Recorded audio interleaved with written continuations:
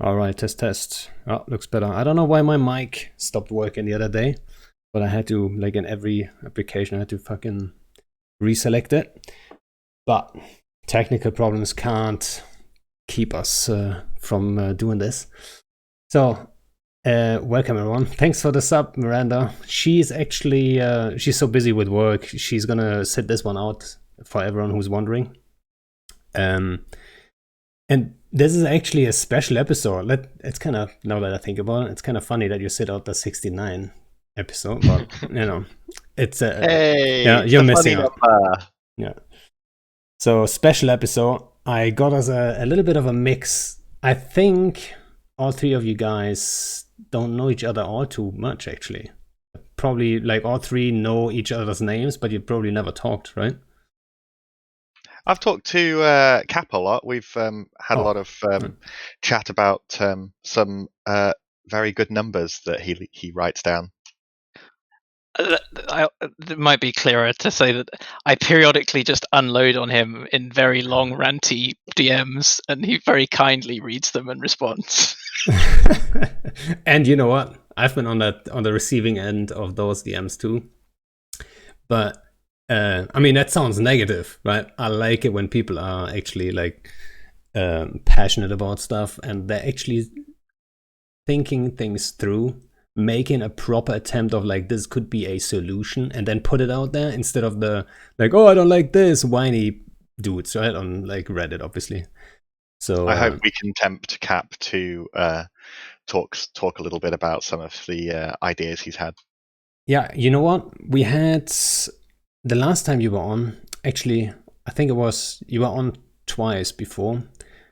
I think the first time you were on, we were talking in detail about what was it again? Oh yeah, the gun rework. Was that you? Yeah, I think it was. Yeah, we've talked about that. Yeah, that's a big change, a big concept, right?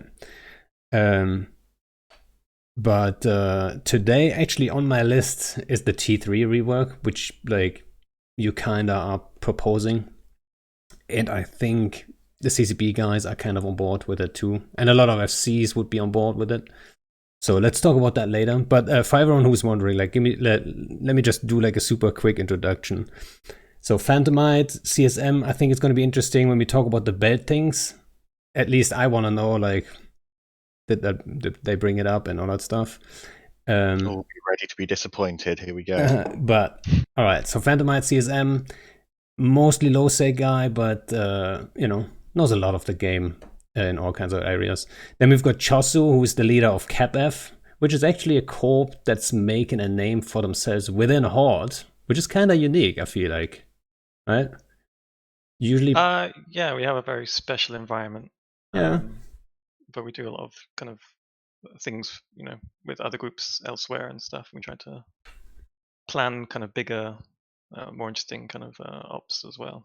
That is, yeah, I think that is kind of interesting. That I don't know if I could name another corp within Horde. Actually, everyone just knows Horde, and then CapF, they're doing some special shit. Oh, yeah. Well, there's quite a few. I think, yeah, there's quite a few. There's quite a few corps that have, I would say, like their own identity, but they're maybe not as like forward facing as we are. Other than like VG and the standard Horde corps. Yeah. Like you're doing the cooler shit, I think, at least, and maybe you're more outspoken about it too, right? I see like you're making like videos and stuff. It's always nice. Yeah, we try to get some meme material. Yeah. Whenever we do something good, I'm always like, did anyone clip that? So we can throw it into a video or something. You're even known for your Discord emotes, because I know Miranda just joined your Discord to get those emotes. Yeah, we've got like 4 people that actively like update our emojis, so every day there's something new. Well, you certainly are doing something right. So that's Chossuh for you guys. Like known FC too, like not just like the CEO of CapF, also very active, very good FC. And mediocre, then, but active. Well, whatever. Sorry. I would say you're up there, right? You never know. Like, how do you measure an FC? We could talk about that in a second. Like, how do you measure an FC? Is it more the leadership part? Is it more the actual on-field Like, who does the best mutant fleet? Is that how we measure them today? Like, I don't know. Mm. I suck at mutants, right? So like, I'm gonna be like a I 3 out think of we 10 should- FC in mutants. That's for sure. I think we should measure FCs by the daring moves they pull, rather than the number of kills they get or their pure memeing ability. Yeah, There's always the fun factor as well. You know, you can have terrible FCs, but who are just fun to fly with. but I would Terrible also FCs argue technically, you know. measure them by the daring move they do, but also they have to find success doing it. Like if you only do daring moves, Yes. that's not enough. That's not enough, right? You have to succeed every now and then at least. Depends on how daring it is, right? So You need like an FC radar chart where you have different axes. You know, so you got like daringness, like engagement with fleet, like how much people want to come back, like success. I don't know, scale. And you can have all of these like a little. I don't know if anyone played like F-Zero, where you'd have like the acceleration and the top speed and the handling and the durability of your vehicle. You could have one of those like little polygons for an FC. yeah, maybe we need to get like some FC rating going on, but I think that's also a bad idea. So let's skip that one. But to complete the introduction part, the guy who just talked, Captator, super into theory crafting, more in a game design sense at the moment, I think, right? Yeah, there's not a lot of in-game theory crafting to do for us right now. And Captator looks exactly like his portrait, by the way, in real life. yeah, just 100%. a little younger and with slightly different hair. But I'm not sure if you're the CEO, but I'm guessing the CEO and the leader of Dead Terrorists.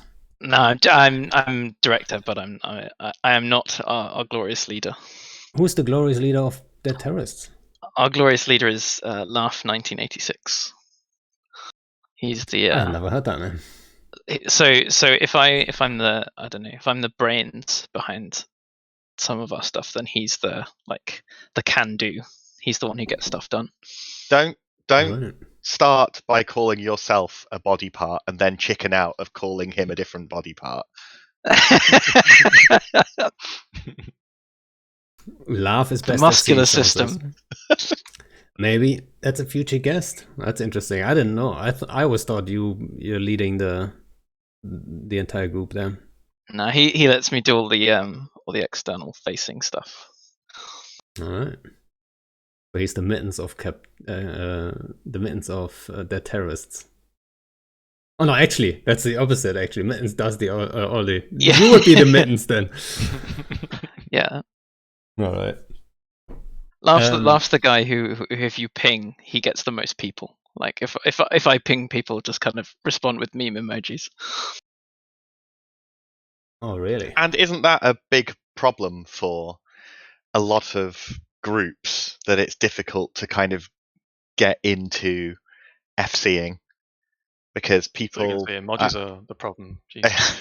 I mean, I think do you think I'd be right in saying that basically every successful group in the game is essentially a cult of personality to some extent? Yeah, to There's some a few extent, people I it agree. requires. There's going to be a few, 1 or 2 or 3 people who need to be there for people to want to be there. Yeah, and to it's some typically degree. FCs. It's typically FCs. I think so. Every group has that to a degree, but some groups more than others, right? Let's be honest. Like you have I'm not sure about Horde, how it is with Goblins, but if Goblins would suddenly say like, I'm out, I don't think people would just leave right away, but they would be like skeptic, like who's the new guy?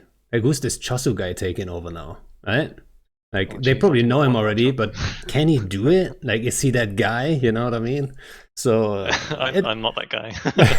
Don't pin this on me. I'm just putting your name out I there, get it. just as an I example. think also depends culturally on the alliances as well. Right? Some alliances do rely on the strong men in the group, but perfect other example, alliances which are much more perfect example is actually Black Legion, right?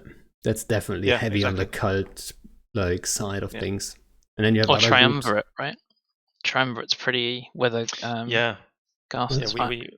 my corp was in Triumvirate twice, and so we had a lot of experience with this issue as well. But you unite behind one person, and when he's gone, everything kind of just slowly starts to dissolve a little bit. Yeah. Yeah. I mean, it is like, and then if the guy on the top goes inactive, that's where things get like that's where a group actually gets tested, I think, right? Because like, is then everyone gonna say like, oh fuck this, like he's not active enough, we're just gonna leave and call it a day, and we just find a better alliance with an active dude, right? Or are they just gonna say like, or are they able to still lead on their own? And that's another thing. Is it set up to be that way? Or is it set up to be that almighty guy on top having all the power and the guys can't even lead anyway, right? I think, what alliance that happened to, and I think they're recovering now, but like Razor back in the day, that's exactly what happened. Leadership went AFK and they just didn't have the power to do anything, right? And we tried to help them back in the day. That was, I think it was Why? right after, well, they were in our coalition at the time. It was right after World War B. And, if people want to help us out with numbers, like, they're welcome, if they're blue anyway. So we try to, give them a hand and, find some activity for them. But they just couldn't. The guys that were active didn't have the power. They just couldn't do anything. There's a question in the chat here that I can definitely twist to morph into one of my favorite rants. And it's... hang on, it's scrolling too fast. Stop typing. What's up, Bjorn? Lord Knox says we need more FCs to step up. Yeah, and I mean, do you think it's wrong to assume that as groups have become fewer and larger, it's harder to break into the FCing game? It's also it's harder to FC, right? Because one, you're more likely to be FCing more people. Two, you're going to struggle more to find content, so your skills as a hunter are going to be much more strained. Are the stakes too high because there's too many people in your gang as well? I think you especially for wipe finding, it's big. But I Also, think it's more how do you find a fight, right? Because if you've got 10 guys and there are lots of groups with 10 guys and they're all out running around, like, you're going to probably find a fight that you can try and take with some level of success or failure reasonably easily. But if you're in the same number of groups of 10 but they're in groups of 100, your chances of actually being able to even learn, like, on the job, as it were, are much lower. Also, the fact that EVE's such an old game now, there are FCs with literal decades of experience, so the likelihood of you encountering someone else who will just curb stomp you is much higher now, I guess, than it might have been like 5 years ago, 10 years ago, whatever. So yeah. Not only the FCs, also the quality of pilots went up, right? So I remember when I first dipped my toes into FCing, it was in Faction Warfare when it just came out. And it was complete chaos, right? People were just forming fleets, random people. Nobody has ever talked to any of them in fleet. There's like 50 dudes in fleet. And then all they say is like, oh, we're in armored ships. Or, oh, we're in that's the fucking doctrine, right? So, but then you would also encounter this type of fleet. So you could make yourself a name by just pulling some cool shit off, right? Or one Falcon on grid could just swing the entire battle. Yeah. It's like maybe you're right. Way Like, different. The thing now to do is to try and specialize in stuff. Because there are hundreds of FCs all doing the main kind of big fleet fights, hacks on hacks, or whatever. Feroxes on Feroxes, but maybe more bomber FCs could be a nice way to start for people looking to do some more niche roles, which are also really important and interesting and fun. That brings me up to a random thought, and I'm just entertaining the idea, right? I'm not proposing this is gonna be a good thing or whatever, right? But just think about it. Should there be a limit to everyone's skill points, so everyone is kind of forced to specialize on something? Because that's what it was back in the day. Nobody had 150 million skill points. Everyone was at 50, 60. And you could have that all 5 Falcon pilot, or you could have an all 5 Saber pilot or whatever, right? But you couldn't have an all 5 everything kind of pilot, right? So everyone had to bring a mix, right? Yeah, you're right. we're kind of at that point already, right? With injectors, like a lot of multiboxing stems from the fact that you get, I don't know, 30 to 50 mil SP out of out of injection before it really starts becoming cost prohibitive, and so you've got lots and lots of differently focused characters, and you just like, okay, well, if you're not using your cap that month, you don't need to sub your cap ult or insert other ult. I mean, players are already forced to specialize even if they have all the skill points in the game because they can only fly one ship at a time on that character.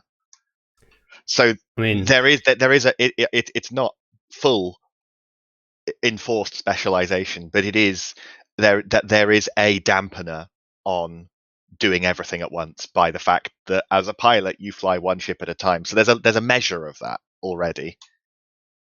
yeah, like I'm not, like I said, right? Someone like I see Eric already going, "Oh God, Pando, please, right, dudes." I gave you the warning. Like I'm not saying this should be the thing. I'm just entertaining the idea. Right? Hey, Pando, how about this as another, like, don't entertain this idea, but whenever you die, like in a T3C, you just lose a random skill. A random a whole skill? A whole skill? Thereby, you lose a specialization in it. So, okay, just I know we might get onto T3C more fully later, but you appreciate that they are more SP than command ships across multiple optimal remaps, right? This is something that I think isn't really discussed when people talk about the skill point loss. They are actually more skill points than most other ship classes in the game. It's just that strategic cruiser is so underused that no one bothers training it to 5 unless they're flying the ship constantly or desperate for something else to train. Yeah. Well, do you know what? At least thank goodness I don't have to worry about it too much because Tech 3s are a little bit boring at the moment, so I don't want to fly them anyway. If only there was some kind of a proposed solution to that. Boring in the dumpster because of Webbles, one of the two. Well, I mean, the T3s you can fly, they're very specialized, right? You can covered bridge them. You can do some shit with them. You have like covered sinos on them. You can it's a chunky tackler or whatever, right? So they have some roles. They do have quite a lot of success in places, though, right? Like, I mean, Snuff run, many of the groups run, 10MN, 100MN legions. I'm not sure about 100MN, but they definitely run a 10MN legion. Snuff runs the 10MN version, yeah. But and there's also the RT Lokis, which are still quite good. Are they better than a Munin? No, because they're probably not. Speaking as someone who's flown them up to fairly recently, I wouldn't fly them in null again at the moment ever. Yeah, I wouldn't expect basically to be able to handle a hack fleet which is twice as big. But if you were going to, surely a Munin is better every time on cost, skill point loss, and it's got the ADC obviously, which is one of the biggest reasons that sniper hacks can function. Which is the biggest reason any hacks can function in any situation, actually, Strictly, economically, they should be able to handle 2-to-1 odds against Munins. They very much cannot. At least above a scale of like 20 to 25. Sorry, Pando. I just want to say, I think T3s are probably not in that bad of a place, but the environment is just not supporting them. Because if you form them, it would be a very specific situation where you could use them, right? It's very rare. Like, either you're in low sec and you're fighting up to 100 dudes, not more. If you fight more, you get alpha. T3s are not an option if you get alpha, really, right? Like you're gonna have a bad day, right? Well, I mean, the big deal in low sec is you get to use pirate implants. Whereas if you go into enemy territory in a full fleet of pirate implants in null, you're gonna have an expensive loss mail if you get caught. And of course, one of the biggest problems with you can use them in. Because you can put slaves in low sec, you can put slaves or shield slaves in. One of the biggest problems at the moment is that, as of a few months ago, the large groups in low sec are just ballooning in size and forming coalitions and agreements with each other anyway, meaning that it doesn't matter if you've got implants anyway, you still get alphaed. There is no sort of heavy brawling anymore. That's why I'm saying the size of battles that you get most of the time right now is just not suited for T3s. if the battles were like, if the fights were way smaller, T3s would look actually quite good. I'm guessing, right? So, and you know, the risk of losing the Tech 3, of course, at that stage is the skill point loss, the time. 5 days. I mean, let's get that out of the way. It doesn't take long to train a level 5 skill for a Tech 3. No, yeah.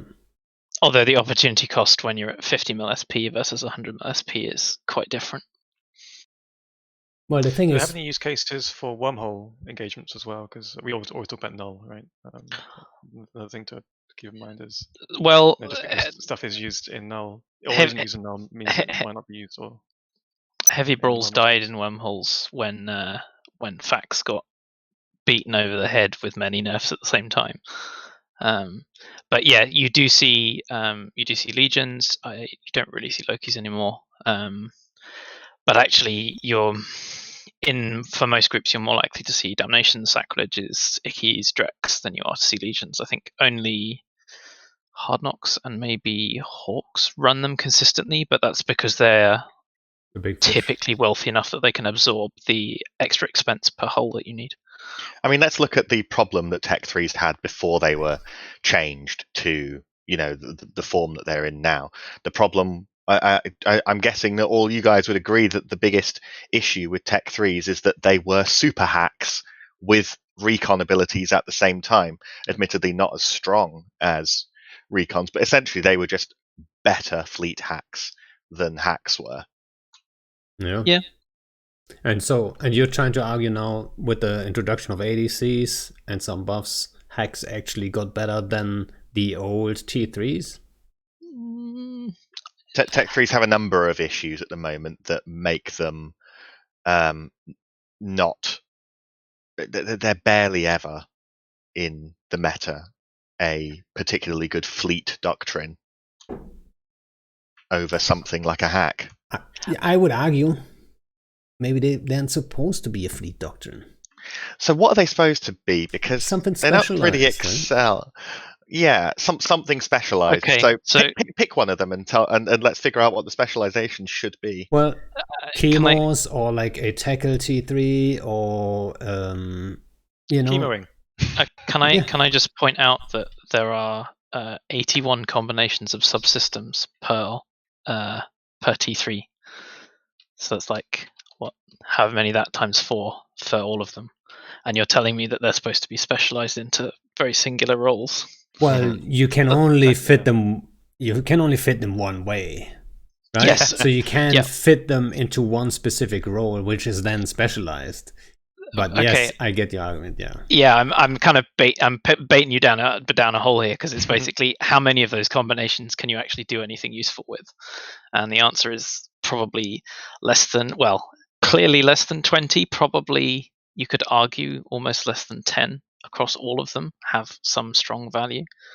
But back to your earlier point, Pando, I think you're right that a lot of why T3C are not in a good place is more that the meta around them is not, projection meta, speed meta, etc. Like these do not support T3C use in any kind of medium scale or higher. But I mean, I think Webbles were the real nail in that particular coffin, given that you almost always fit T3C with 10 MN, and a Webble is really a way of increasing a speed advantage rather than inverting it. Yeah, I never understood why Webbles were not Scram. Yeah, such a strange change, wasn't it? This whole it basically just kills off any AB ship. Essentially. I mean, when it was revealed to us that was going to be a thing, a question in my mind that never really went away through the discussions we had about it is, why do we actually need this, or can we just leave it out?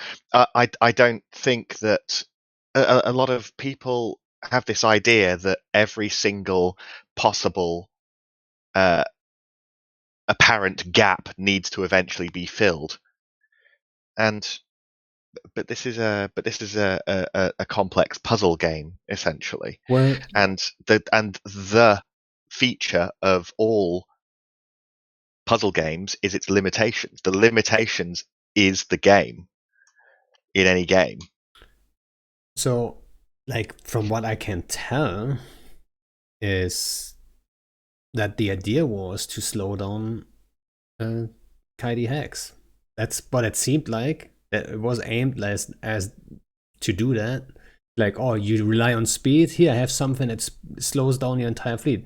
But with the delay and stuff, like it's very hard to catch something super fast, but it's very easy to catch something that's already slow, right? So I think they didn't think that through too much.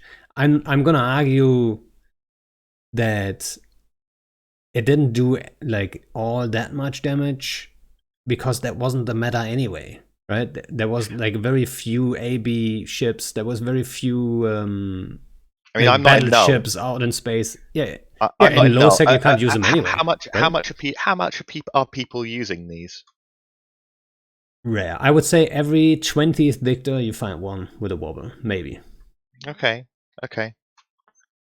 It's rare, and the use case is rare. Like I've been in a Dicta before, like right when they came out, I'm like, fuck yeah, I'm gonna try and catch these. I knew right away it's gonna be tough to catch. So they're not being used tough. a lot. They're being used a bit, but it's their mere existence that pre-nerfs already slow ships and stops you from bringing them. Yeah, it precludes 10 MN and I suppose less so 100 MN because you know that as soon as one of those is deployed on a grid, your fleet is thus immobilized. Like that's the problem. You can't undock that ship because you know you're undocking it into such a strong risk factor. Yeah, I mean, 90 seconds later, somebody will just be like, "Oh, you in the Dicta, please reload to web bubbles because they're undocking a slow fleet." So, and it's instantly available as well. It's similar to the burst projectors from Supers, where I would say it's very hard for CCP to see that problem because the fights where they would be like real dominating problematic, they never happen, right? Nobody goes somewhere, tackles supers and tries to brawl with them in like an AB hack fleet or an AB like whatever T3 fleet that would just get dumpstered by projectors or battleships, right? If you can't avoid those projectors, you're just gonna get neuter pointed wept and then neuter pointed wept and then 90% wept and then neuter pointed wept, and like it would just never end. You would just get so dumpstered right away. So it never happens, right? And then it never shows up in any statistic, right? Like what do you mean a projector problem? We don't see that happen at all. Like yeah, of course, because nobody is dumb enough to bring like battleships to fight some like whatever, or like let's say battleships maybe shouldn't be the case anyway, but like let's say slower hack doctrines or hack doctrines in general, to be quite honest. You don't fight supers and hacks, even though maybe they should. Maybe that should be the role, that they just barely get under those, like under the projection, right? And, I mean, I think that a lot of things would not need to be changed or fixed if groups were smaller and more numerous in this game. It's the sheer scale that has caused a whole bunch of the balance problems that we have with ships now, and something that I really never ever want to happen in the development of this game is I never ever want CCP to develop tools to alleviate problems that very large groups face because they're very large. Somebody a couple of weeks ago messaged me and they said, "Oh, we're having a terrible time. There's a real problem with command ships." He said, "What we really need, if you could ask CCP, is a Tech 2 resist battleship to do links with, because our command ships just get alphaed all the time." And I said, "Yes." There might be a clue in there somewhere design-wise. Yeah, but so much design over the last 5 years has been tools to make things more suited to super large engagements, and it just instantly all of those tools encourage even more people to deal with them. It's like Rorquals, right? Now, a lot of this is a sacrilegious thing to say in front of a lot of people, even perhaps in front of a lot of the people that support me. But I don't think Rorquals should be out there being targets at all. Because when Why? a Rorqual is a target, it means that you can only use a Rorqual if you have a super large group to support it. Unless, let's say, unless there was a way to hide smaller numbers of raw cards and be sneaky with them. You know what I mean? So that you There's no don't want such to be thing. part of. No, that you don't. It's 2 So miles across. no. So before Blackout, for example, you had way more raw cards and way smaller groups. When Blackout happened, that's where all those groups, those smaller groups, were like, shit. Now the chance of getting tackled is way higher. Basically, like I'm not gonna say 100%, but like if I get tackled, I'm 100% dead. So now I join a group like Horde or Goons or like whoever is big, that they expect me to get tackled, and they just already formed and defend everything, right? So that pushed everyone with Blackout, pushed everyone who's mining into those groups to then enjoy the umbrella, right? So if it was people were the other way putting their around. Rorquals in groups with umbrellas before Blackout. Yeah, I'm not saying that wasn't it, but that's I would say that accelerated it 100%, right? Yeah. I mean, Well, I saw it I think with that Rorquals daily, being basically. ships that you mine with accelerated it, because if Rorquals are a way to make, compared to other methods, a lot of money, you now have to do it if you want to not get ISK inflated away from everything else, right? In low sec at the moment, there's not very many useful income sources. Rorquals can make you a lot of money, and the only way you're going to be able to use a Rorqual in low sec is if you join a group that otherwise would have ganked you with 50 or 100 or 200 people.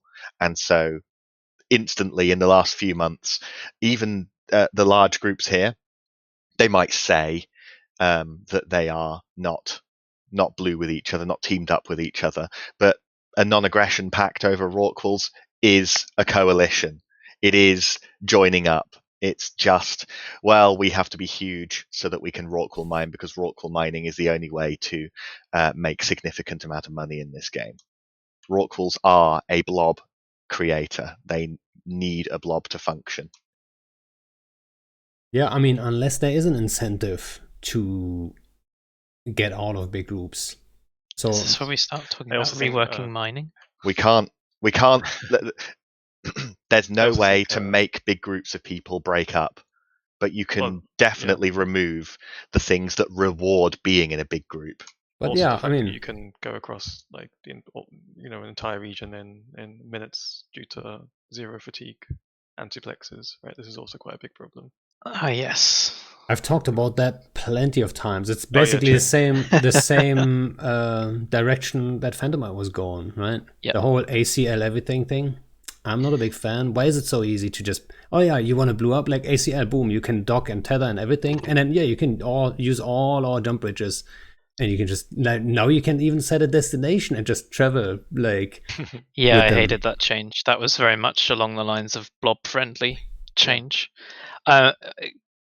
Could we not just remove jump bridges completely? Because I mean, I realize that they are incredibly valuable for taking a lot of the grind out of at all They're scales, also good fight generators. but they completely remove true. the meaning of the terrain of the regions that they're in. Like there is no terrain when you can put gates down that allow you to obviate it as a defender, Yeah, right? well, Like you can't be choked into a like a constellation. You the choke point entrances into regions are less of a problem because if there's a loop round, you can have a jump bridge that lets you. so I think there's you need a combination of changes, and that includes jump bridges. So first of all, the whole ACL everything, like remove that. If it's your alliance's jump bridge, you can use it, and if it's not, then you can't. Or When it was make it password open for protected, it everyone. could be exploited. When it was Yeah. password protected, it could be exploited. The larger your group gets, the more the I closer I to agree. impossible it is to make sure you don't have any spies. Yep. So that gives smaller groups an advantage in that they can trust I know it's an old example, they can trust their pod shields, and larger groups can't. It's a natural disadvantage of being in a larger group is you have some of your toys taken away from you because you can't control the people.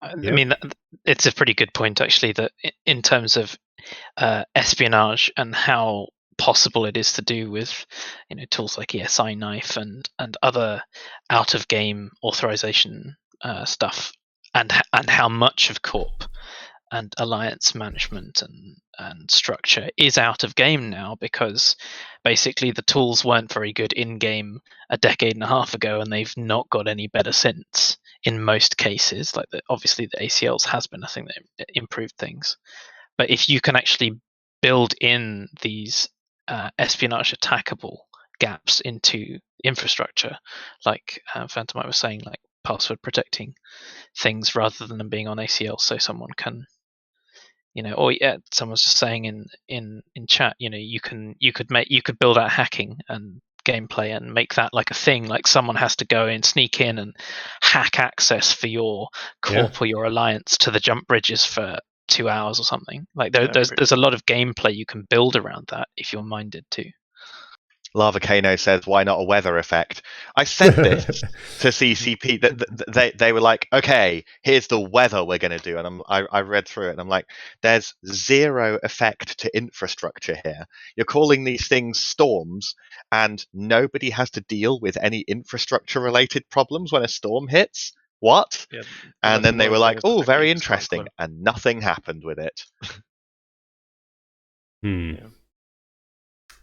So why doesn't the storm blow tether away? Why doesn't it blow away all of the magnetic frequencies that allow tethering to function? Why does it still allow jump bridges and beacons to function? That would be a nice one with the anti-cloaking storm, because that's really disadvantageous for hunters. I actually quite liked when the drifters were just attacking people's structures at random. I actually thought that was actually quite a cool little idea, because it was causing people so much trouble. Especially the big guys. Alliances. Yeah, exactly. Right.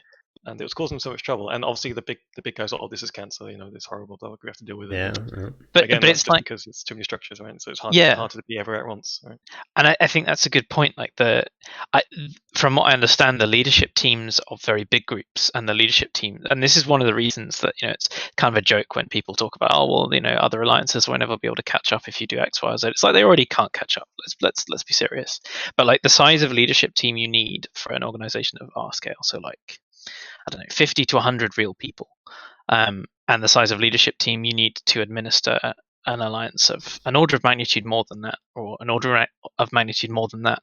It doesn't scale linearly, so you don't need a 10 times bigger leadership team to administer an organization that is 10 times larger. You maybe need a 2 times bigger administrative team. So even these innate structures, you get more bang for your buck per leader.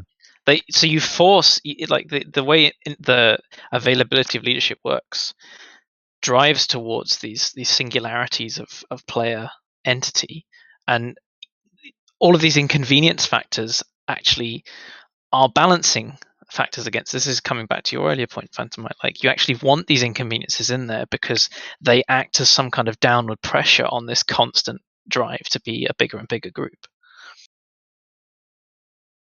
That's probably a very unpopular point, because I'm basically saying your gameplay should be bad because you're too big, which is kind of very callous. I'm not saying it should be harder, but that CCP shouldn't make it easier. Yeah. You know what one of the big problems is? I mean, Chossuh, and I think we're probably an exception being part of big groups, but speaking out against big groups a little bit. But overall, it becomes harder and harder if you have that opinion, but most people in the game and more percentage of the game will be part of a big group, right? Over time. So it's going to be even more unpopular over time.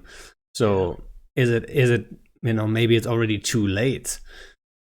People are going to be like losing their minds if you nerf big groups in any way, even if it's perfect, right? I mean, I think you really hit the nail on the head in that it can't be a nerf. It has to be that you make existing at smaller scales more More like possible. easier, more possible, more fun. Because I think fundamentally it's a game. We are playing it for fun, and if you can increase the amount of fun available for people who are in a 10 to 100 scale group, or or the solo small gang I'm kind of leaving, is because that exists in theory. It's available everywhere. You don't need a group to do solo, right? But if you can make that, I don't know, 10 to 100 scale window like very attractive, you can pull people out into groups of that scale. Or when they join, you can stop them from needing to join a much larger group as part of the only path of progression that the game sets out in front of them. I think what would help is like improving resource availability and kind of content availability in other regions other than NPC null. Sorry, not NPC null, sorry, soft null as well. Yeah. You know I what's mean, like, especially when I started playing in 2006, I was in NPC null for I went to Outer Ring inside 3 months, and my group were there for a bit, and then we were in Syndicate, and we only left Syndicate because we went to go and fly with Band of Brothers to defend. I can't even remember where they were, where the warfront was at that point in time, but like NPC null was the place to be because you'd have lots of smaller groups that weren't particularly bothered about the politics or the territory, and they would just kind of find the nearest. Like you'd usually go to the regional connect and you'd fight the people in the other region. It'd be like, screw these guys from region next door. Let's go and push their stuff in. Yeah, I remember back in the day, we were staged in, we were in Immensea and we poked into Catch. That's like 2012, right? And then we took the first systems and it kind of snowballed, right? And it was just us versus AAA. Like that's not happening today. Like today, everyone has a friend, a big guy, right? And then they call that guy in, and then the other guy is calling his friend in, and then whoever got the numbers. Like, who's winning that tie-dye fight? Right? That's basically the question. But I think part of that is like it's just too easy to get R&D. Basically, like it's too easy to get everywhere. And also, runs into what you were saying earlier, right? Like also in big call stuff. on these people just because it's so easy to get everyone from one place to another. But, yeah, I mean, I'm saying I'm agreeing while I'm using wormholes every time, right? But I'm using at least wormholes require effort, right? You have to back probe, right? You have to back probe, and then there's a limit to mass too, and you can get trapped into wormholes. I can tell you that right now. When you guys were using wormholes to get to Catch area, man, I was set up twice or like 3 times with the perfect to cut you off, right? But you always use the different one. I was like, fuck, this is the perfect connection. And then you use one that's like 5 jumps longer. I'm like, why? Dude, just use the short one. We tried to do exactly the thing versus you as well. Like we put like chemos on like an out like exit, expecting that you go to that one, you go to someone like another one completely. So. You know what? I like to do that. I never lost an entire fleet to chemos. And I always feel like it has to happen someday. I said that plenty of times. Everyone always says that. I'm like, by now I'm gonna be like, okay, it happened. It's fine. And I got close like 3 times or so. But because I'm so careful, like I'm a little scared to lose. Like if you lose to chemos, you lose the entire fleet. It feels bad. But also, like once you know how chemos work, you also know how to stop it from happening. Even before formations, right? You knew like don't warp around too much because that's bad. If you do warp somewhere, spread out, like this kind of stuff, right? Don't do big turns. All this stuff is stuff that you learn to look out for when you want to actually kill someone with chemo fleet. Yeah, luckily I knew how chemos worked before anyone was doing them. So like PL tried early on when I did like Stukas. But I was already aware of the problems, which is like if you move too fast, you're just gonna land behind them. So if I know there's chemos, like it's very easy to trap them, right? You just move fast and then they land behind you. And then that one slow guy, right? Okay, you sacrifice him, but he's going to decloak all the chemos, right? So it's like he's a hero at the end.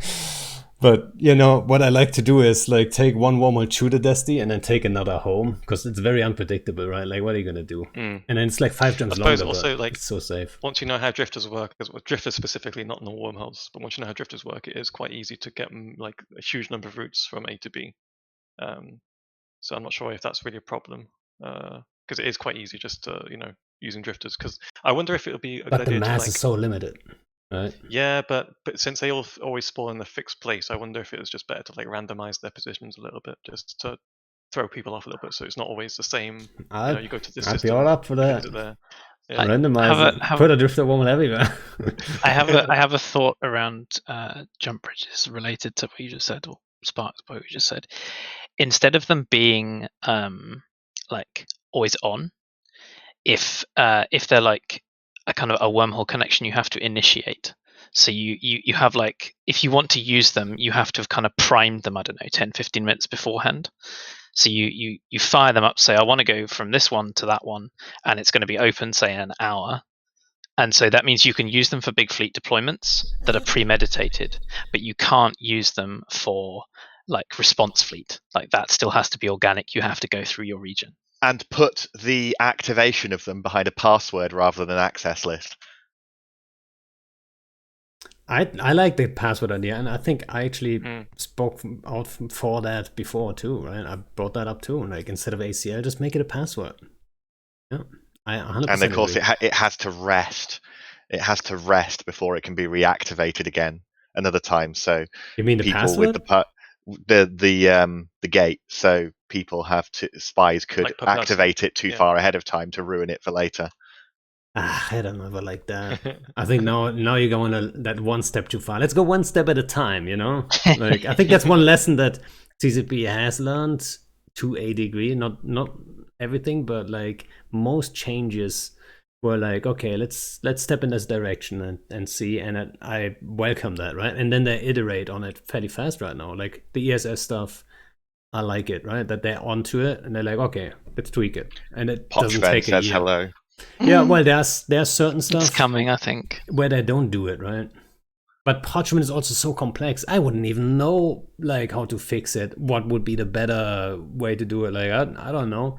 I wouldn't even dare to suggest ahead anything. of Pochven's launch, I asked CCP. I said, first of all, I protested just how arcane the movement requirements were for Pochven. The standings and the ways in other ways in and out, and the ways to use the gates and things like that. I protested how ridiculously harsh those requirements were. But I also asked them, I said, look, if when you release this, it goes on and it's not working out and people aren't using it and it's not getting good content in there, would you consider just simplifying the whole thing to be no standings requirements and just make it be capitalless null rather than keeping it complex and then having to work on it potentially repeatedly to try and make this potentially what feels like a pet project work rather than just making it some good space. And it's always nice for somewhere to have some unique flavor, but if you can't figure out how to make it work, please just simplify it.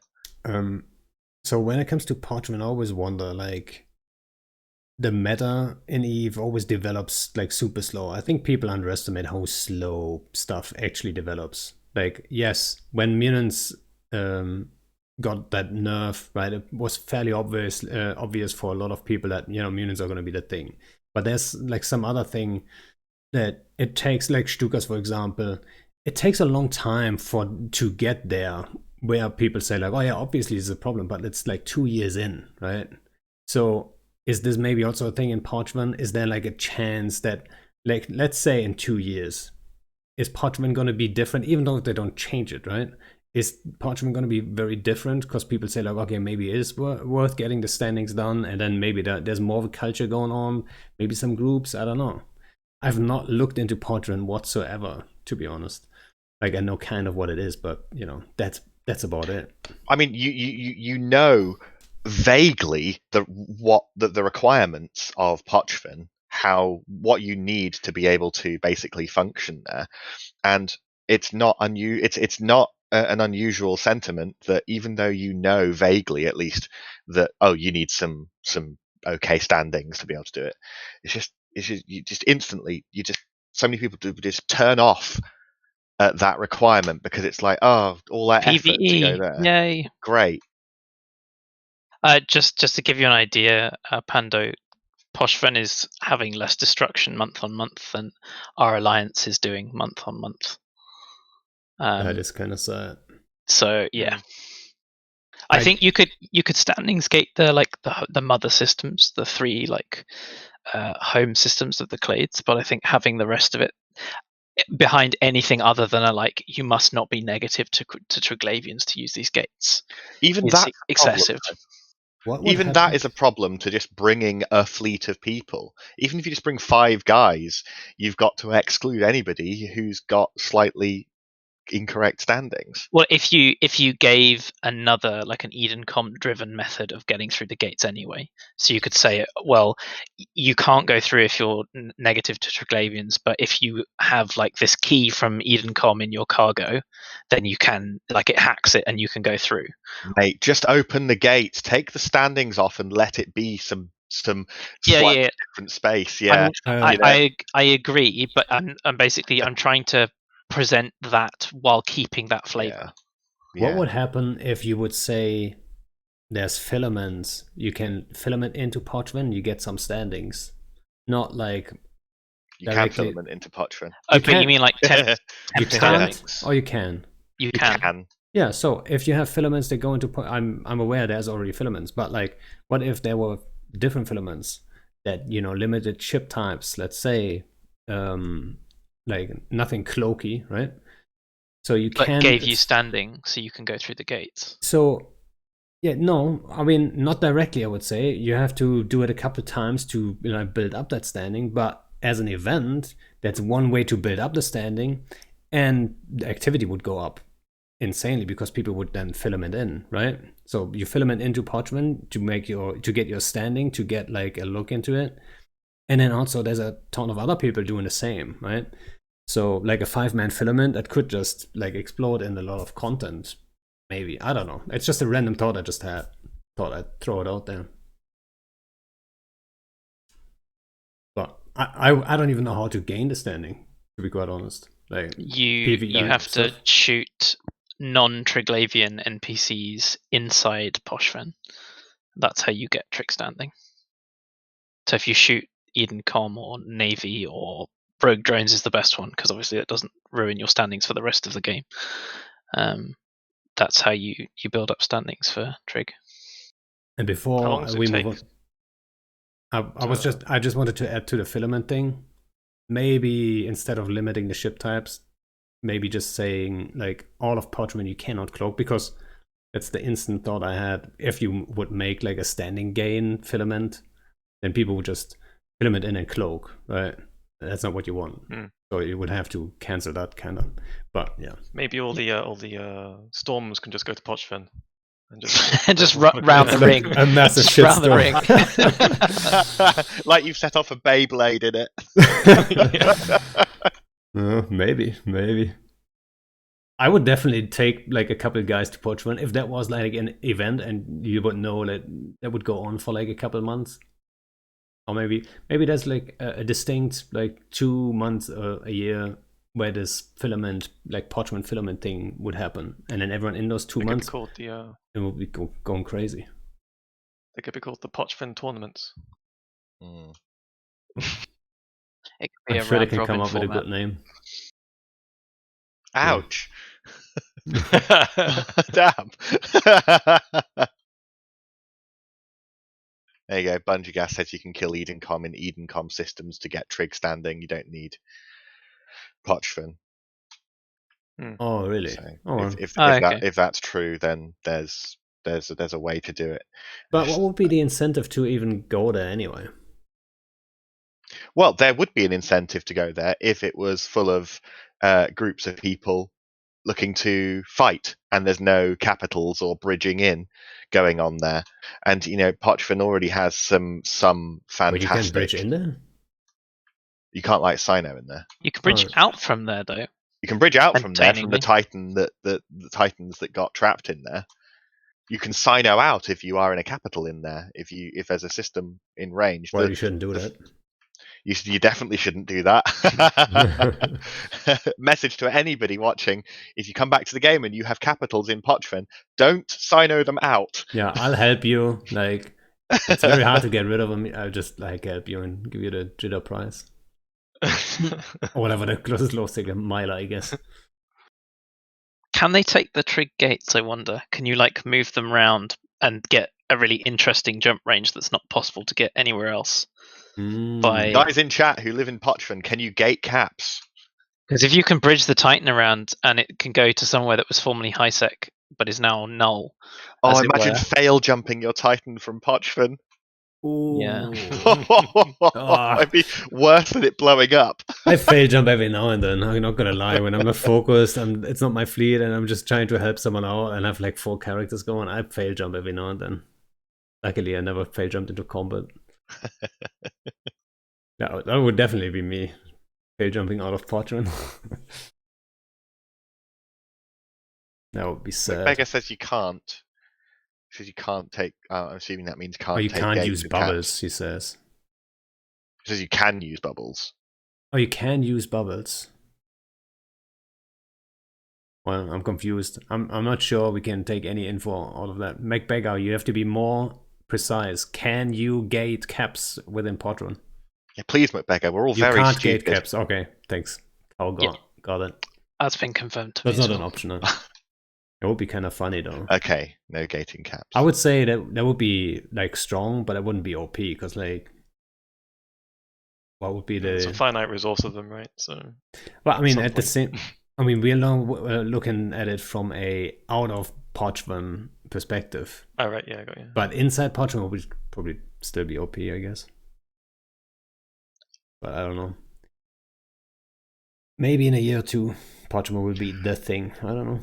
So CCP removed loads of asteroid belts, eh? Yeah, that's definitely what we should also talk about.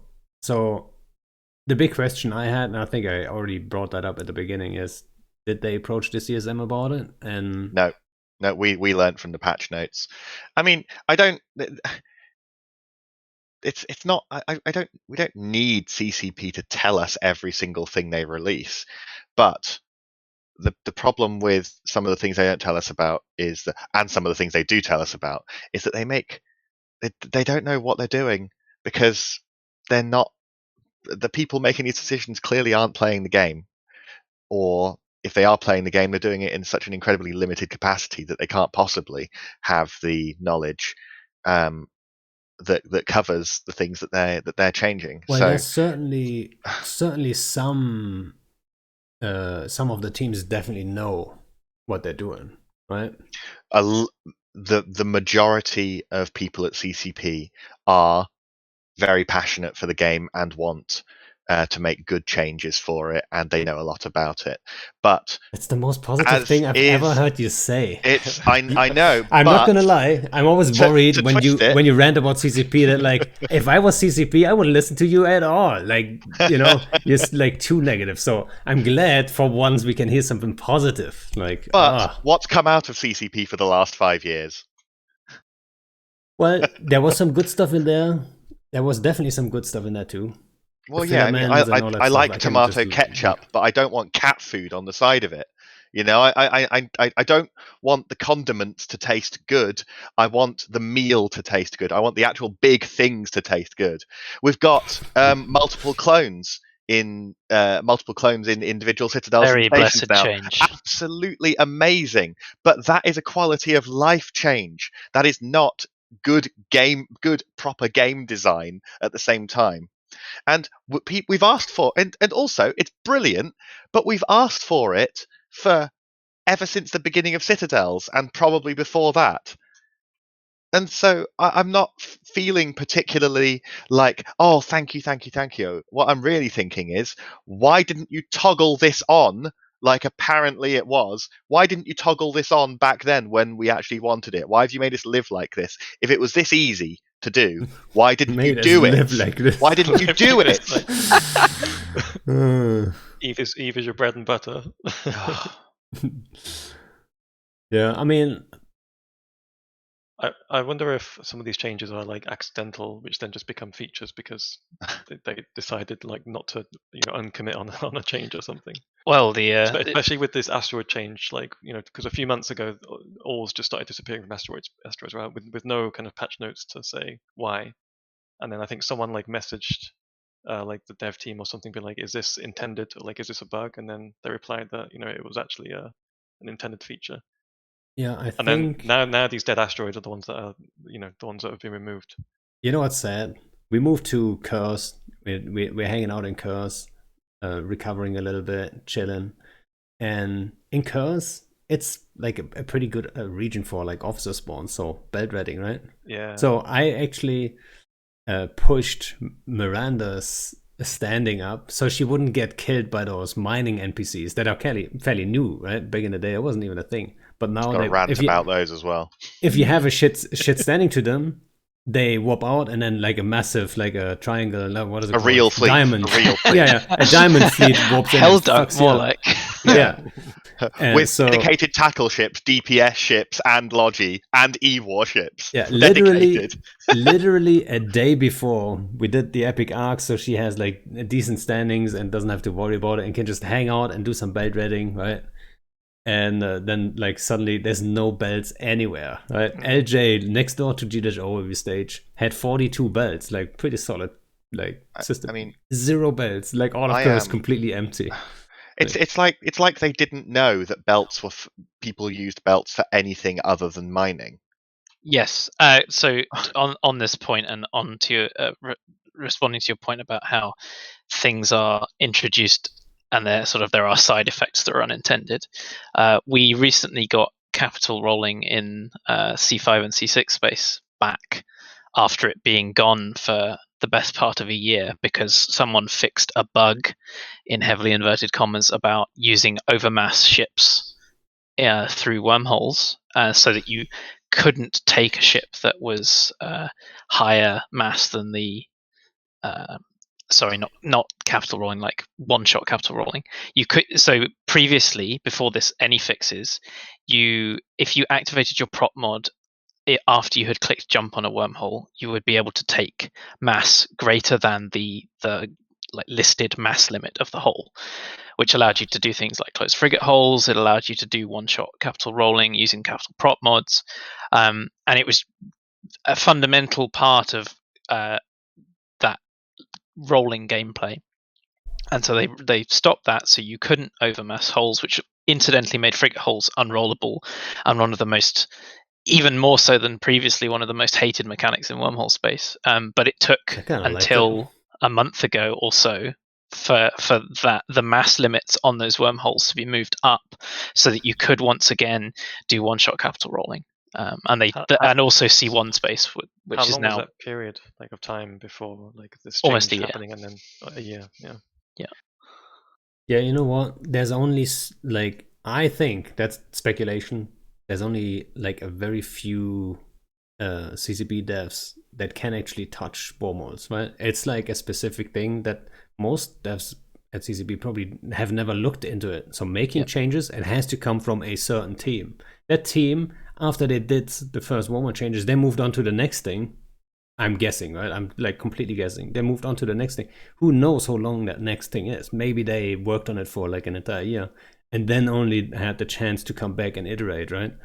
So I think this is one of the things that kind of really frustrates me, and it's frustration coming from a place of ignorance, because you look at these changes, like when they hit hobo leaks, for example, and it's attribute tweaks in a database is what it looks like. And so it's the kind of thing where, working with databases myself and like not being a software engineer, but like touching that world quite a lot, it looks like you can just spend 30 minutes on a Friday afternoon before you go home, and you just go to the right place and you fix the number. And then the only problem is rolling that into a commit and through the production pipeline. And I know that CC3 Rise kind of had a bit of a justifiable kind of response when people were talking about how the new battleship signature radius ADC concept for bombs, that something was like a minus where it should have been a plus in terms of the effect of a skill, and how it hadn't made its way through that transition of development to production effectively. So it's clear that there is complication along that path, but you look at things that are literal numbers tweaks, and it's just mind-boggling that it takes so long for them to happen. Exactly. And something that continues to still be a problem at CCP. Like before I got into the CSM, my perception was that CCP, well, we all know that CCP doesn't iterate on things. They do iterate on things, but they do not iterate They on got way things better at anywhere it. near a timely fashion. And I would say that, like, in well, some I areas they brought got this better up. with it.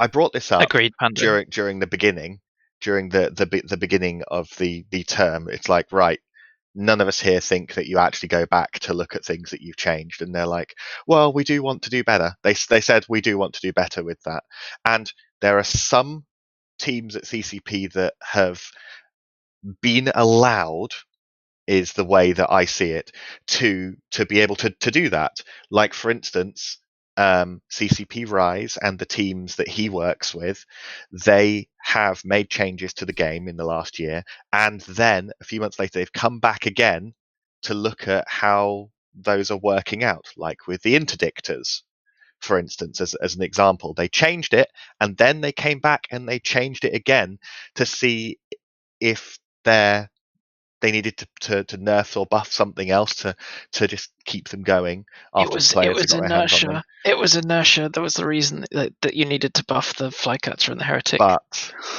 But other teams at CCP are, and this is in my mind, not allowed, because I very much get the feeling when I speak to these developers that they want to, but they do not get the opportunity to spend time to revisit things that they've made recently to see if it's working okay. It's like I came in, I said, you don't iterate, and they're like, well, we're going to do better this year, and then we get told about a change. We go, well, will you change it if it sucks? And they go, yes, we will. And then their team gets disbanded and reassigned somewhere else. It's quite offensive, actually, to repeatedly do that year after year after specifically saying that you will do better this time. I wonder if this is going to get worse with recent acquisition as well, given that they're going to be set kind of deadlines and content, like certain content holes that they have to jump through in order to release certain parts of the funding as well that they had through this agreement. I'm not sure. I certainly hope not. To come back to the belt thing, like why that decision was made and all that stuff. I think, like, if you look back, let's say a year, maybe 2 years ago, there really wasn't anything going on in belts whatsoever. I think it was in a process of changing, though. It felt like, at least, right? People were belt dreading a little bit and stuff, especially with the bounty risk modifier thing, like 180 or like now 200%, and you can just belt dread. Now it's kind of lucrative. Well, wouldn't you just do an anomaly? Wouldn't you just do an anomaly? Well, Wouldn't if it's that an be better? NPC null sec, right? There was always a prospect of an officer spawn, right, as well. And that too. Or that just a faction spawn. And it's just a chill kind of thing. And also, because nobody was used to doing it the last 3-4 years, I don't even know how long, nobody would be hunting you. You would just walk from belt to belt and just do it. I did that like for a while in shit, like in Curse. It's not for the money, really. It was just like, some old school stuff. But it was decent takes. Like, if I wanted to make money, it would be a solid like way of doing it. So NPC Nullsec could have could support more people doing other things than just mission running, for example, which a lot of our guys are doing and have always done anyway. But I think if they wanted to move asteroid belts to a more dynamic spawn system like the anomalies have, I think that needed to happen before they got rid of them, and they needed to have migrated officer spawns over. It's just another word for anomalies, though, isn't it? Oh, no, exactly. I mean, an anomaly is a subset of that concept, right? Yeah. I think so. Getting rid of the belts is not a problem in and of itself. It's only a problem because of the order of events, in that sense. I hear that one of the side effects of the belts having been removed is it puts quite some strain on finding NPC Satio. That's another, like, that's a side effect. I'm sure they can fix that in some way, right? But it's Just kind make of the sad. Scots. But Nobody should thought they? about it. Is the question. Can you not It just? also depends on the region as well, right? Because some regions have been hit inadvertently, significantly more than others, right? So the regions which have typical like large distribution of like 0.0, 0.1, 0.2 systems, they have been hit hugely more than true soft null systems as well. So Forgive but my. Sorry, sure. finish. Yeah, I was just going to say, forgive my ignorance, but I know that you have to scan the hauler, right, to Yeah. find the Sotio. But is that not completely fucking insane? You have to scan the tiny ship to find the colossal space station. It's Yeah, I've it's always sitting been next really to it. confused by this. Like, also there's an entire fleet that undocks and like constantly redocks with the Sotio. There's like a little roaming fleet that goes around, but you can't scan this down. It has to be the hauler. Like, I don't understand why they just didn't make it like a a little signature that just pops up in the scan. Wouldn't just that scan make it When too it's easy for revved. anybody to get the location though? I mean, I Well, know they that already are quite easy though. Is the thing, like, if you know that there's a Sotio there, and it's quite obvious if there's a Sotio there because you'll just die eventually if you spend too much time under the system. yeah, if you're bad. Yeah, then there's one there. It's just you just have to, it's just a matter of time of you like waiting for the holder to appear, then to go run off to the Sotio, you scan it down. Or if there's no belts, as in the case of many systems now and before, you wait for it to respawn a belt and then you can try again. But it's a very strange, many things about NPC Source 2 are super weird. The holder is just one one single sub point of the set of weird things that are But wrong with they're something. kind of they're almost really interesting, right? Because it's like it's a big NPC structure that can defend itself well. It's got a fleet that Well, defends I wouldn't the say structure. it can defend itself well, right? The flaw with NPCs is always I think there's one way of doing it, and then when people figured it out, it's like very easy, very predictable. Yeah, okay. Right? Yeah. Carmen Gel put a really funny comment, I think, in FC chat. It was like because you said something like that when it's really annoying when the Sotio just spawns those NPCs, and then they just kill you. And it's really they're a bitch to deal with and stuff. And then I think Carmen was like, "Don't talk about CapF like that," which I thought was really funny. And it's kind of for those who are not aware, I should point out that you with CapF do a lot of these actually. Like we ran into each other every now and then. I don't specialize on it. We don't do a lot of them.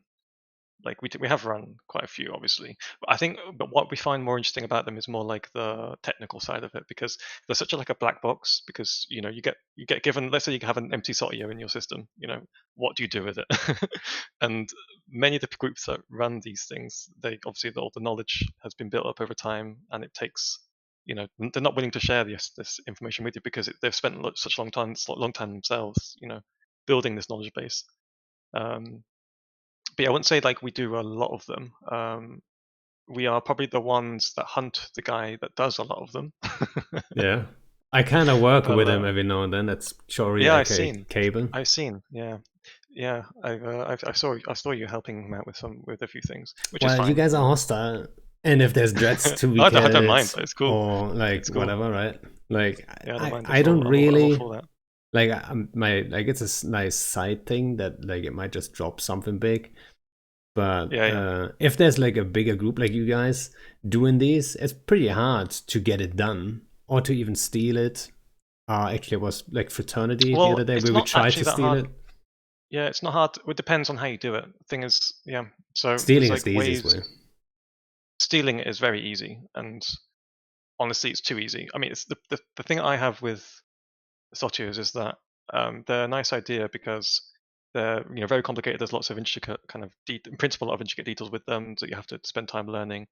But I thought like when they were first introduced, it was always like the idea that they would be kind of like content generation for fleets to fight it out with each other, like over an objective, right? And whichever fleet wins the grid then gets the loot. But that isn't really how it's developed. Like it kind of developed into this kind of like monopoly where one guy just essentially threatens you with a scepter or he loots it. That's how it started off at the beginning. And then that kind of evolved into a similar thing, but we're now with the freighter and the dread one. And this basically like has now just the meta has just evolved into just you run them in dreads because that's the most cost effective and efficient way to do it. and then you have to figure out, how do I deal with, the bomber fleet that's coming for me, or, whatever. So I think it's gotten a bit stale, like how these are run. I'd love to see. Yeah. What do you think? How many people did it actually with a fleet? We actually tried a couple months ago, maybe 2 months ago. We figured out a way to actually do it with a fleet, essentially like a battleship fleet with fax support. We figured out a way to, because essentially, like, one of the issues with Sotyus is that the way that the rats spawn is that it's actually quite, once you know how they work, it's quite easy to kind of create a spawn that's really hard for people to run, and you can more or less hold that spawn permanently. The scepter on grid, just Yeah, cycling. something like that. And then, like, you have basically a spawn. There's various spawns in the Sotyus. They have like different kind of types, and some of them are easy to run and very straightforward. The There's more one of spawn them, is however, nasty. yeah, the one of them's a hell spawn, right? And this one basically will kill anything if you're not careful. Right? You can run them, but it's dicey. It's just, why would you? So yeah, you can. So like we came up with this strategy to kind of like work around this. Like, okay, assuming that someone's trying to just force us to pay them, or just doing it for fun because it's entertaining to watch a group struggle when they put so much effort into it. Like this kind of thing. Right? We came up with a strategy to try and do it. And it worked like fantastically, but the problem is we forgot about one of the rats types that we're doing Garissa stuff Sotio, and we completely forgot that the Garissa's rats actually just ECM to shit as well, and we forgot to deal with those as well. So like we basically were tanking the Sotio fine, but we weren't actually able to do any DPS on the Sotio because we were all getting jammed to shit. So yeah, you see, you can't. The point is, you can do like fleet-based compositions, but it's just not the easiest way because, again, with the dread, you're ECM immune effectively. So these ECM ships don't matter, right? So like there's just, I don't know, there's lots of things that just push it towards the dread meta, or doing supers and just feeding fighters into it. That's also another way to do them as well. Yeah, like very early on, I did one of the first low sec ones with bush ravens, and then Cable swooped in and stole my shit. I wasn't even much, but stole my shit with a scepter, right? Oh, dude, it just felt so not rewarding, you know what I mean? Yeah. And then especially when it comes to looting, right? There's like certain tricks. There's a level of proficiency there that you have to realize, right? For example, moving the loot window like on a certain overview and all that stuff. Like there's a level to this too, right? It depends on ticks, and then there is another step to that. You can be even faster than that. So it's all about those, like, who gets it is just like the guy who clicks the fastest, and it just kind of doesn't feel right. That's why they made the change with the Howler, which obviously Cable is not a fan of, right? He would just like to have one scepter alt and then try to steal it. It's way easier than two dreads or like a Zenitra FX and like a Howler and whatnot, right? Like, yeah, but I mean, when you've ran them for a year and a half and you've pretty much been in, like, essentially you could force groups. So talk about a little bit about how this guy Cable, he runs them, right? He essentially built up his kind of name, I guess, by stealing these things originally, right? Taking from large alliances running them, or whoever's running them, and just taking for himself. But then he basically kind of also kind of encourages people to essentially chip him into a deal. Otherwise, he will then call you. Yeah, you guys had a deal with him for a long time. Yeah, exactly. Well, we got the deal out of him because we were basically like we were recognized terrorizing that him. Yeah, essentially we were just bullying him.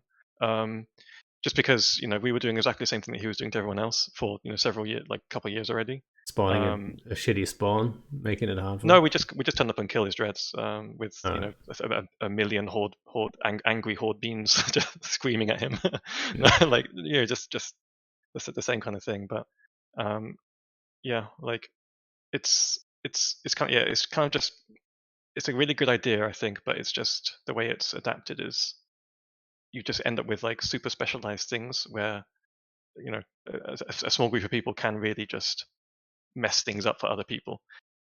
So like when people figured out that they can start holding these really annoying spawns and they start doing actively, this is actually really annoying for everybody trying to run them, which is fine. But then there's no like easy way for you to interrupt them doing this, because how do you catch someone that's interrupting spawn, but also then cloaking using a bomber to instantly reactivate it and stuff like that. So like you have to kind of like it forces you to kind of make new strategies and stuff like that, but it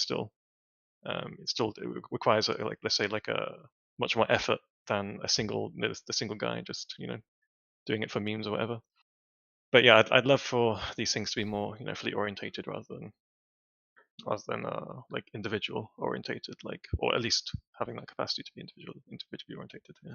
This is a kind of common issue in a lot of EVPV, right? That almost all of it is easier to run either on your own multi-boxing or with a very small group rather than having like one pilot per ship and a significant number of ships on grid. I think incursions is probably one of the only areas where there's a persistent meta of there being quite a significant number of pilots involved in the fleet. Yeah, I think it's different because, I mean, it is beneficial to run these as a group because there's less roles for separate people to run. Because if you want to, loot them, you can't just do it as easily. You can do it as a single person, obviously, if you just play off every other group against each other and use them as playing cards in your game.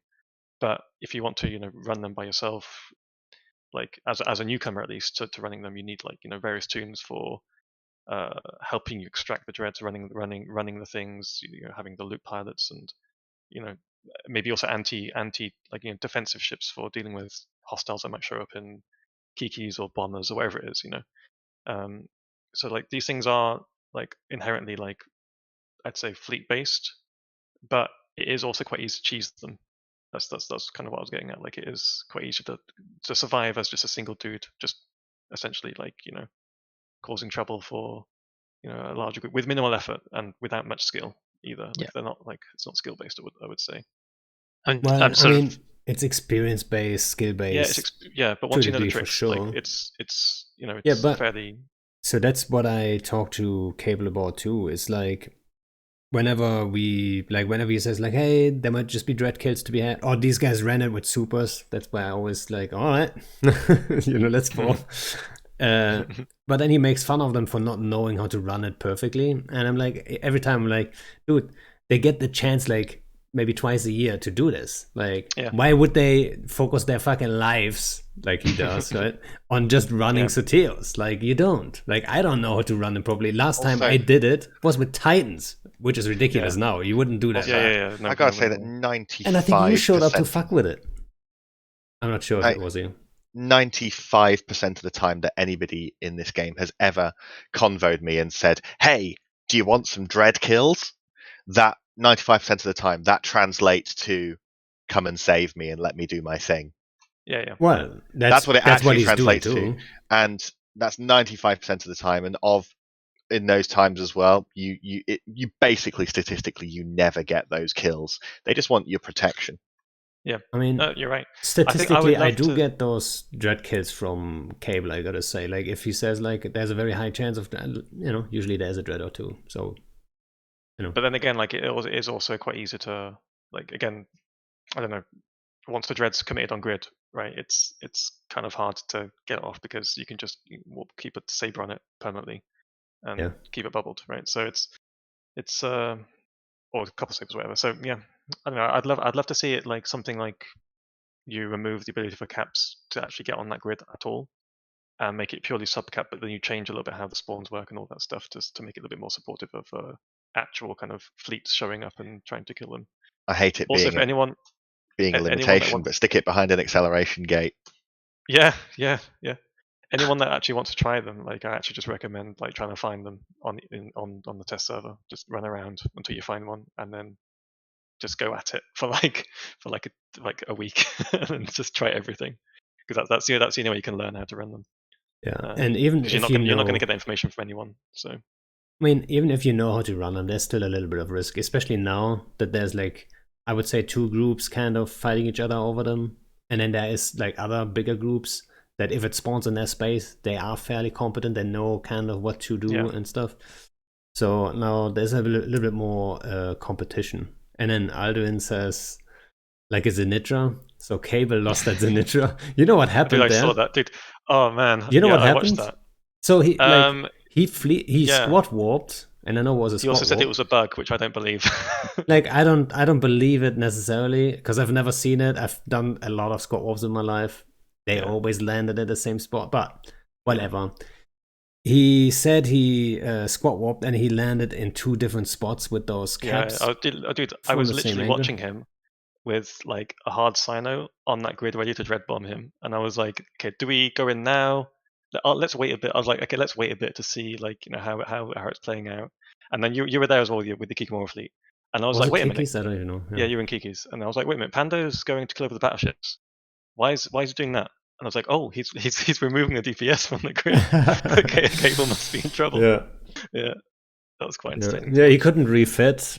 I don't even know why he would have to refit, to be quite honest. I would assume that you would have gone in like pure like tank fit and just because you've got so much DPS in Nitro anyway, it doesn't really matter, right? You've got like 35k DPS with the Mimesis implants, or whatever it is, like fully stacked, so that's huge amount of DPS. If someone can afford to throw away Zanitras, that's probably Cable, right? So. Yeah, we actually looted that Zanitra, and it's quite interesting. He had a officer, an abyssal rolled officer. What's it called? Radiation sink? No, the the entropic radiation sink. Yeah, that's the one. And he actually rolled like 10 of those until he got like a set of them that he liked, and then two of them were like kind of like 5 bill or something, but one of them was 20 bill, so we still got that one 20 bill, 20 bill or 40. I think it's 40 bill entropic radiation sink ready to go on a Futures of Nature. I couldn't loot because I just warped my fleets under warp range, right? So I warped the guys in to help him, and then he died, which was a surprise to me. He didn't say anything until it was too late, right? Dude, like, and then I couldn't just walk to the ping and back, and you guys already had it looted, I think. Yeah, we were super surprised as well because we thought, because we checked like we've got the room like versions of the same fit I think that Cable uses, and we were just looking through the stats to see what the hole is and all this stuff, like how do we put pressure on it, and like across the board it's got a pretty solid tank. If you do it in like pure like max tank version, which you probably should, you don't need to really do the DPS version at all. So yeah, I was also surprised to see that he died. Yeah. It can result, as you can see, it can result in fun fights and fun little things. It doesn't always though, right? But guys, we are 1.5 hours in, so I wanna just ask like one closing question. Is like, who's gonna run for CSM here? Phantomite, you running again?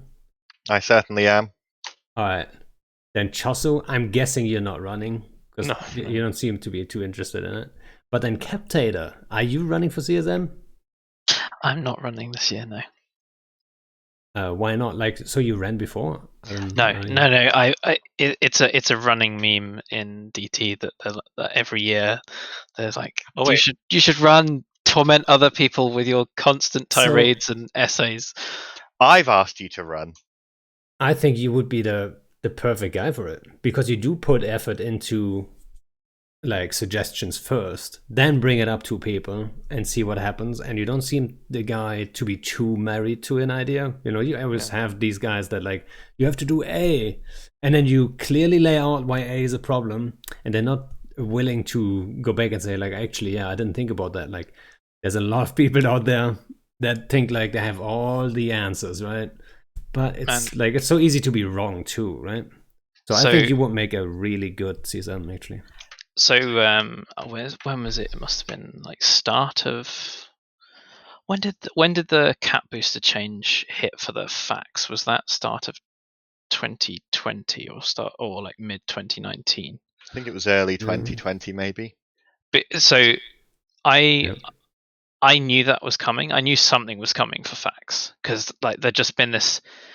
My intuition about the sentiment around them that I was hearing on all of these Discord servers that I'm in and on Reddit was just like people were getting a bit sick of them and vocally sick of them. I was sick of faxes for a long time, I'm not gonna lie. So I knew because the way they were used in Wormhole High Class was like absolutely on the limit of what they could do at the time, that any nerf would almost inevitably knock that use off the table. So I and a few of the other guys who are like FCs or theory crafters for groups that engage in that kind of 100 Bilisk aside fleets of 50 ships. We basically were trying to work out a way of nerfing them that didn't completely disable them from being involved in that kind of content. And we had this great idea, and we were like, "Oh yeah, this is great." And I was sharing it around. Once we'd kind of formulated a V1, which was it was built around the idea that you could either fit for constant injection or you could fit for having enough capacitor buffer that even through high nuke pressure you'd be able to keep running during a cycle, and then you'd alternate in triage between multiple facts, kind of a slight revisit of the old combat refitting without combat refitting. A nod to it at best. Yes, and Phantomite and I have discussed this at fairly great length. But so we had this great idea, and I started widening the pool that we were sharing it with, and one of the people I shared it with was Kadesh, who, for people who don't know, is the maintainer of Pythor and also an incredibly good theory crafter. Has done a lot of AT theory crafting and does a lot of very, as you would expect, very precise, small scale composition theory crafting. And I think I sent it to him for about half an hour, and he came back and he was like, "This is completely broken." And it basically had a gameplay failure state where one of the fact pilots would never be able to do anything. Like they'd literally just exist on grid and be completely useless, because of how the being repaired versus being capped up versus being able to go back into triage, etc. worked. And then we took another couple of months to try and come up with a V2. Anyway, we got it in. I think I sent that one to Exuki.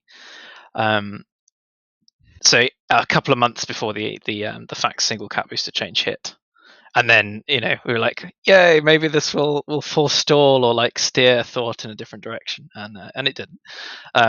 Rip.